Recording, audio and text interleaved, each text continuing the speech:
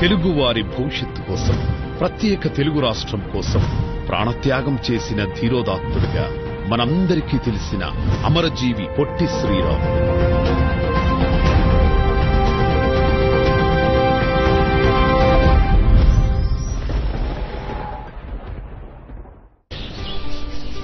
మద్రాసు ప్రెసిడెన్సీలోని నెల్లూరు జిల్లా పడమటిపల్లిలో 1901 మార్చి 16న గురవయ్య మహాలక్ష్మమ్మ దంపతులకు జన్మించారు.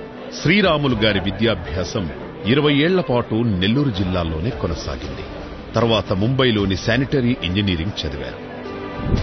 గ్రేట్ ఇండియన్ పెనిన్సులర్ రైల్వేలో నెలకు 250 రూపాయల జీతానికి చేరి దాదాపు 4 సంవత్సరాలు ఉద్యోగం చేశారు.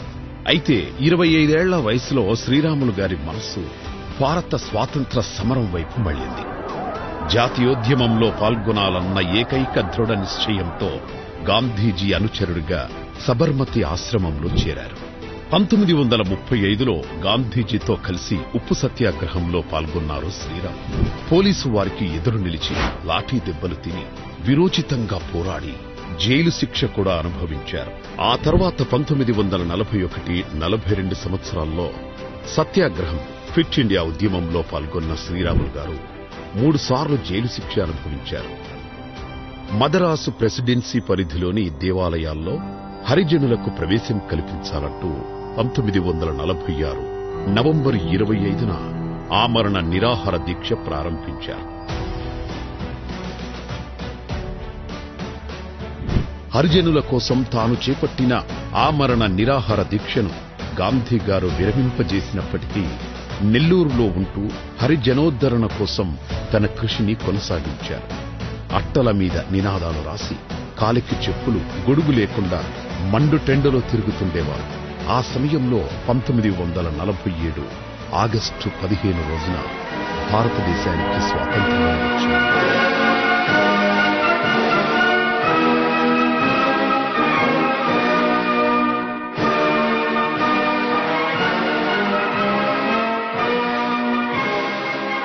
దేశానికి స్వాతంత్ర్యం వచ్చిన రోజు శ్రీరాములు గారు ఆనందంతో తాండవం చేశారు. వీధుల్లో పరిగెత్తారు. అందరితో సంతోషం పంచుకున్నారు. ఆ తర్వాతే ఆయన జీవితం చారిత్రాత్మక మలుపు తీసుకుంది. స్వాతంత్ర్యం వచ్చిన తర్వాత కూడా మన తెలుగు వారికి ఏ గుర్తింపు రాకపోవడం. స్వాతంత్ర్యం వచ్చే నాటికి మన ఆంధ్ర రాష్ట్రం మద్రాసు ఉమ్మడి రాష్ట్రంలో కలిసి ఉండేది. తెలుగు వారిని మద్రాసీలు అని పిలిచేవారు. మద్రాసు నుండి విజయనగరం వరకు తెలుగువారు ఉన్నప్పటికీ తెలుగు వారికి గుర్తింపు రాలేదు. 1952 నాటికి కూడా ఆంధ్ర వాళ్లంటే ఎవరికీ తెలియదు. అధికారం మొత్తం మద్రాసు వారి చేతిలోనే ఉండేది. తెలుగు వారిని బానిసలుగా చూసేవారు. పైగా తెలుగువారు ఆరంభశూరులు అని అవహేళన చేసేవారు. తెలుగు జాతికి జరుగుతున్న ఈ అన్యాయాన్ని, అవమానాలను తట్టుకోలేక స్వామి సీతారాంగా పిలువబడే గొల్లపూడి సీతారామ శాస్త్రి గారు ప్రత్యేక ఆంధ్ర రాష్ట్రం కోసం గుంటూరులో ఆమరణ నిరాహార దీక్ష ప్రారంభించారు. అయితే అప్పటి మద్రాసు రాష్ట్ర ముఖ్యమంత్రి రాజాజీ ప్రభుత్వం సీతారాం దీక్షను భగ్నం చేసి తెలుగువారి గుండెల్లో భయం నింపాలన్న ప్రయత్నం చేసింది. నాటి విధ్వంసం చూసి పొట్టి శ్రీరాములు గారి గుండె రగిలింది. అప్పుడు గుడివాడలో ఉంటున్న శ్రీరాములు గారు ఎక్కిన సర్కార్ ఎక్స్ప్రెస్ ఎక్కి మద్రాసుకు బయలుదేరి వెళ్లారు.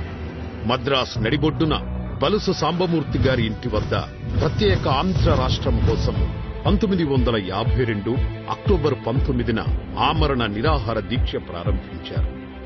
ప్రజలు శ్రీరాములు గారి ఆమరణ నిరాహార దీక్షకు మద్దతుగా ధర్నాలు, దీక్షలు, ఊరేగింపులు మొదలుపెట్టారు.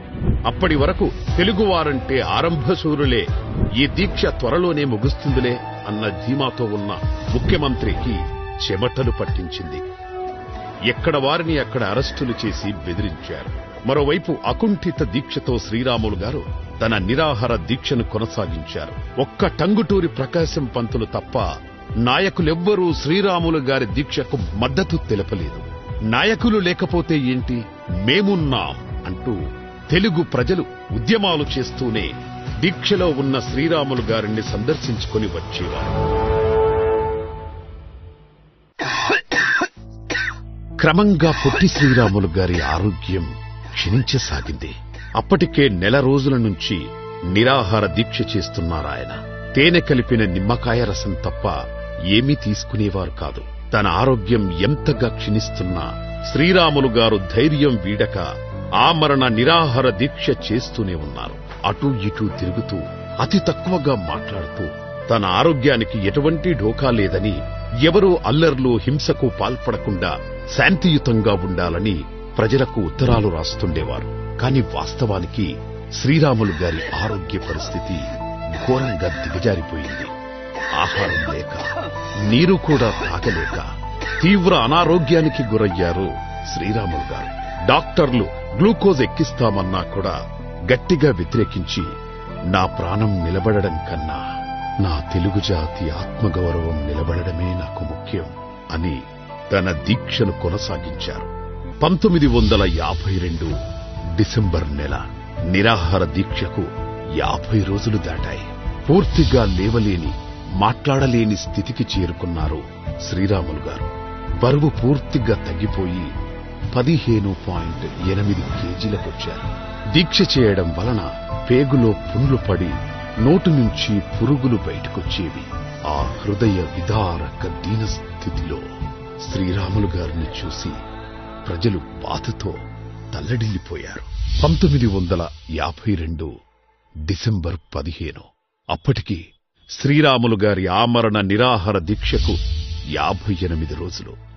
ఆ రోజు ఉదయం నుండి ఆయన స్పృహలో లేరు. అప్పుడప్పుడు కళ్ళు తెరవడానికి ప్రయత్నించినప్పటికీ వెంటనే కళ్ళు మూతపడిపోయేవి. దాంతో శ్రీరాములు గారిని చూడనివ్వకుండా సందర్శకులను ఆపేశారు. 1952 డిసెంబర్ 15 రాత్రి 11:23 పొట్టి శ్రీరాములు గారు తుది శ్వాస విడిచారు.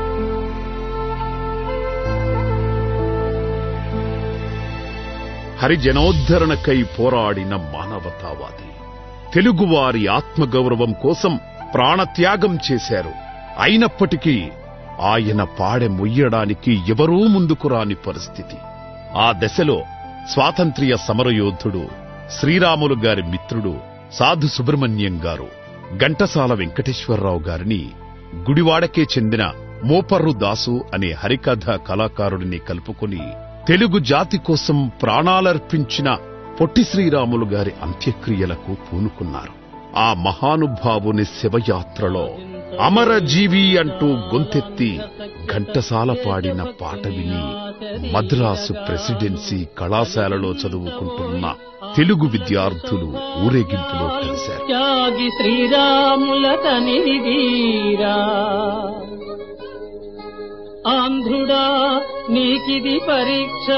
అప్పటికే శ్రీరాములు గారి మరణ వార్త ఆంధ్ర రాష్ట్రమంతా దావానలంలా వ్యాపించింది. అనేక మంది తెలుగువారు పొట్టి శ్రీరాములు గారి అంతిమయాత్రలో పాల్గొని కన్నీటి వీడ్కోలు పలికారు.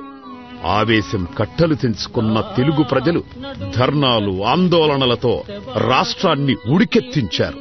చివరకు పోలీసు కాల్పుల్లో 8 మంది మరణించే స్థాయికి ఉద్యమాలు జరిగాయి.